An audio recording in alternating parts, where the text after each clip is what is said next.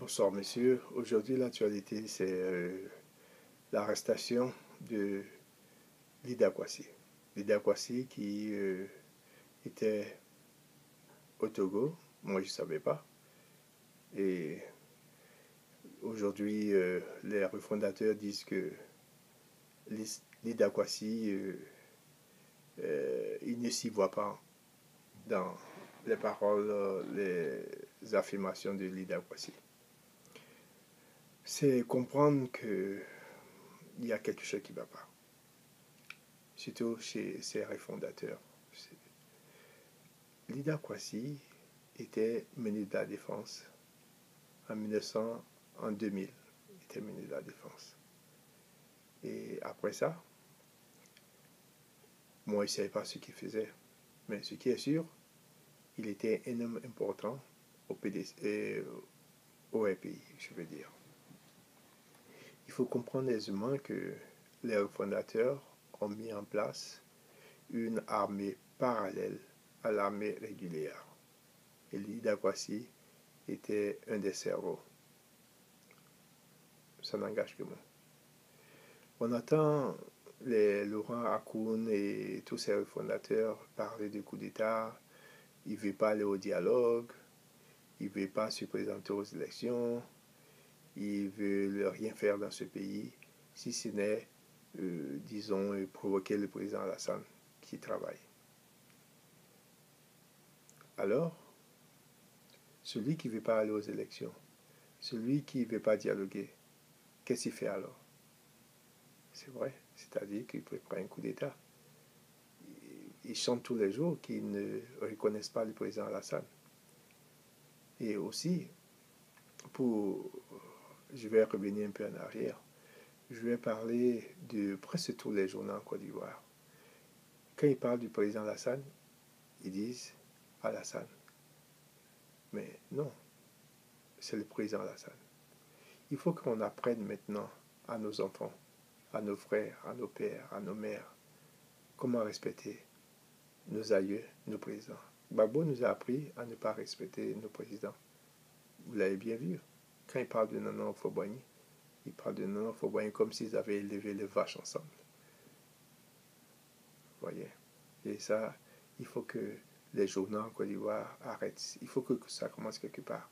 Peut-être qu'un jour, je ne sais pas, si le PDCI, le RPI va venir encore au pouvoir, il faut que maintenant on commence à appeler nos présidents par ils sont présidents et ils méritent le titre de président. C'est très important pour les futures générations, c'est très important pour l'éducation de nos parents, de nos enfants. Parce que ne soyez pas surpris si un jour vos enfants ne vous appellent pas votre nom. Je sais qu'il y a des familles à Abidjan, en Afrique, qui laissent les enfants les appeler par le nom. Donc, c'est tant pis, c'est tant mieux pour eux. Mais dans la vie en général, je vous dis, vous allez aller chercher du boulot, et puis, bon, vous voyez le nom du chargé du recrutement, et vous l'appelez par son nom. Il vous trouvera bien impoli. Et il ne va pas vous embaucher.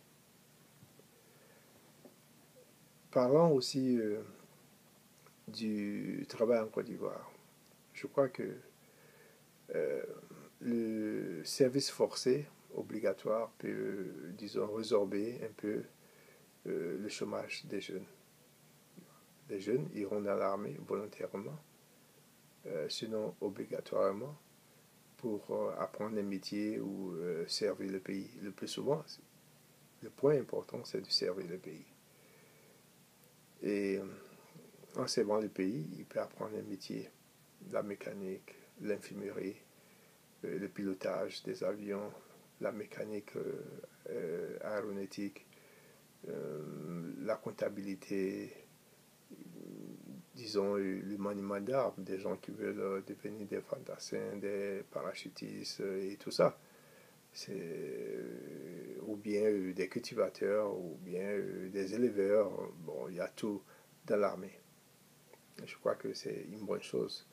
Le jeune, à sa sortie, parce qu'il a servi l'armée, et il sort de l'armée avec un bagage culturel, souvent professionnel, selon professionnel, parce que ce jeune-là, il a appris quelque chose dans l'armée.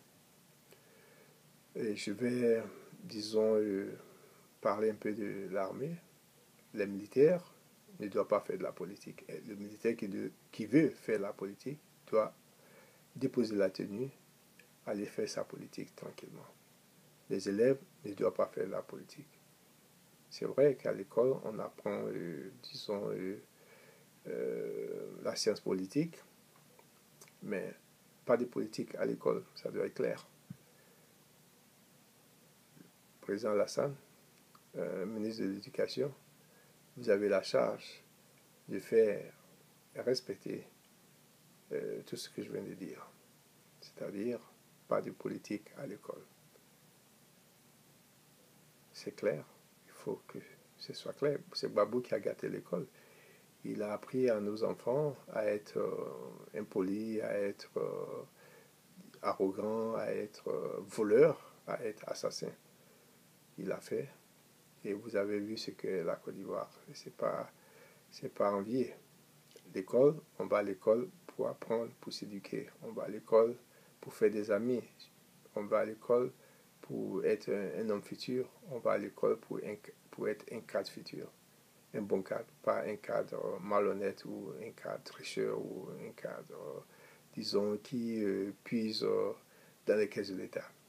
Alors, l'école doit être le lieu où on apprend beaucoup de choses. C'est vrai, dans l'école de la vie, on peut apprendre plus, mais l'école doit être un lieu sain. L'école doit être un lieu où on va apprendre, où on va s'éduquer.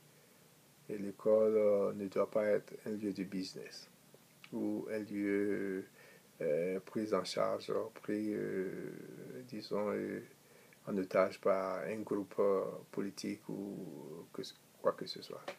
Il faut que les Ivoiriens et les Africains comprennent cela.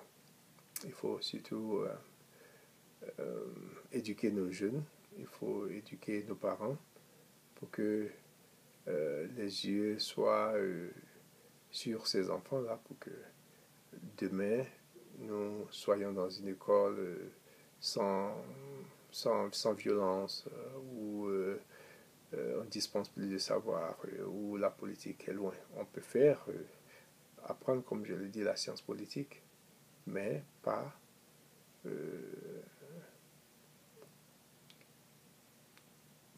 faire la politique à l'école. Bien, parlons du président Alassane. Nous vous remercions, cher président, pour ce que vous faites pour la Côte d'Ivoire. Vous faites beaucoup. Les gens ne peuvent pas voir ça parce qu'ils se ferment les yeux, ils se ferment les oreilles, mais ils ne se ferment pas la bouche.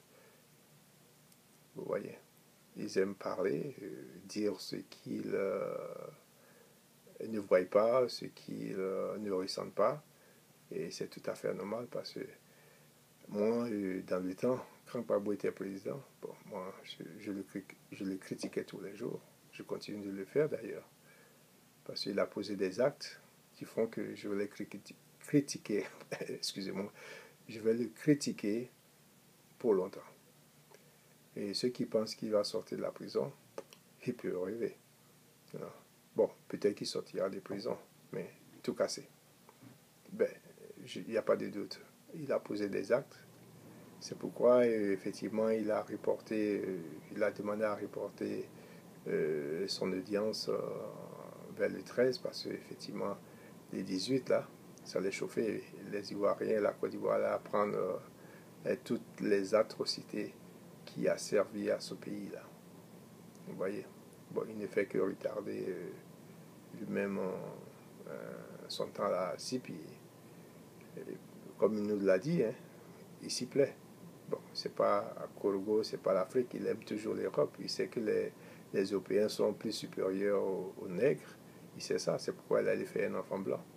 Bon, moi, je le dis, je suis libre de parler, moi. Et c'est comme eux, vous êtes libre de parler, vous êtes libre de me juger, vous êtes libre de faire ce que vous voulez. Ça ne regarde que vous. J'ai la liberté de m'exprimer, de penser, j'observe, je parle. Et ce que j'observe, c'est ce que je vois. Et ce que je vois, ce que je sais, que c'est ce que je sais. Il faut comprendre cela. Si vous ne comprenez pas, tant mieux. Je dis, il faut faire les débats.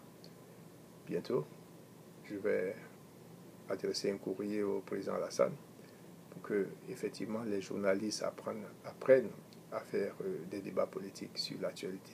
Chaque opportunité en Côte d'Ivoire sur l'actualité est un débat qu'il faut engager. Les Ivoiriens aiment ça. Vous le voyez sur Facebook. Ils s'amusent bien là-bas. Mais c'est sur un plateau de radio ou sur la télé, on va être plus poli. Les gens doivent être plus polis, plus courtois. Vous voyez, voire critiquer. Critiquer ne veut pas dire insulter. Vous voyez. Bon, moi, si vous êtes sur votre YouTube, si vous êtes dans votre espace privé, vous pouvez, selon votre gré, insulter qui vous voulez. Mais quand vous êtes devant, sur un plateau, vous êtes devant une radio publique, privée, je vous en prie, on doit disons, être professionnel. Professionnel, ça veut dire quoi? Parce qu'effectivement, pour être professionnel, il faut savoir ce que ça veut dire. Sinon, effectivement, on peut se perdre et se confondre. Ok, je ne vais pas trop parler, je vais parler de choses. Bon, la Côte d'Ivoire, les crimes, l'Afrique, non. Et je voudrais, pour éviter les coups d'État en Côte d'Ivoire, les coups d'État militaires, toujours ces militaires-là. Je ne sais pas pourquoi ils aiment le pouvoir comme ça. C'est vrai que les militaires aiment le commandement. Mais militaires en Afrique aiment le pouvoir. Vous avez vu en France, combien de temps un militaire a fait un coup d'État en France? Combien de fois un militaire a fait un coup d'État aux États-Unis? Pourquoi en Afrique, vous voulez qu'on dise que vous êtes toujours bête? C'est toujours les militaires, puis c'est toujours les capitaines. Arrêtez ça. Le militaire a sa place à la caserne et sur le champ de bataille, quand il y a la guerre, pour défendre les biens et la population. C'est ça. Mais ce que je dis à tous les présidents africains, c'est vrai, il y en a qui sont là depuis longtemps, là, d'où ils ne peuvent pas prendre des décisions. Il faut que les Africains, les présidents africains apprennent à écarter ces militaires, à mettre en place une armée pour bouter dehors ces capitaines qui viennent au pouvoir par les armes. Parce que celui qui vient au pouvoir par les armes doit être bouté par les armes. Tout ça, c'est pour décourager les militaires. Vous faites ça 2, 3, 4 fois, personne ne va venir au pouvoir avec les armes. Mais effectivement, je suis d'accord que un président qui est là plus de 10 ans, on doit essayer de négocier avec lui. S'il ne veut pas partir, on le boute par les armes. C'est ça. Et plus on fera ça, plus les gens... parce que souvent, il y a des gens qu'il faut les éduquer à la chicotte. Vous voyez, un gars qui est là depuis plus de 10 ans, il doit partir. Et c'est ce que je dis au rassemblement des Oufouettistes. Si vous entendez là, le RPI ne va jamais venir au pouvoir. Parce que dans la démocratie, le RDA passe 2 mandats de 5 ans. Il s'en va. Bon, vient le PDCI, 2 mandats de 5 ans. Et puis, bon, dans encore 10 ans, c'est le RDA qui vient, parce que vous êtes compétent. Je sais, Nana Oufo-Boigny nous a formés et nous a donné beaucoup de savoir. Et tous ceux qui sont avec Nana Oufo-Boigny, tous ceux qui sont fouettistes ont la bénédiction du vieux, la bénédiction de Nana Oufo-Boigny qui a créé son parti, qui a posé des sillons et des jalons en Côte d'Ivoire. Je vous dis que si vous entendez, c'est clair, vous allez gouverner pendant des années à venir. Et ne laissez pas les magouillards rentrer dans les fissures. On a toujours dit que le linge sale se lave en famille. Et si vous avez des problèmes, je vous en prie, asseyez-vous, comme Nana Oufo-Boigny nous a appris, dialoguer et puis trouver un compromis. Voilà. S'agissant de Hollande, le président Hollande, je dis président Hollande, bon, je veux avoir le plaisir de lui adresser aussi un courrier pour que la vie soit bonne. Je vous remercie et bonne nuit.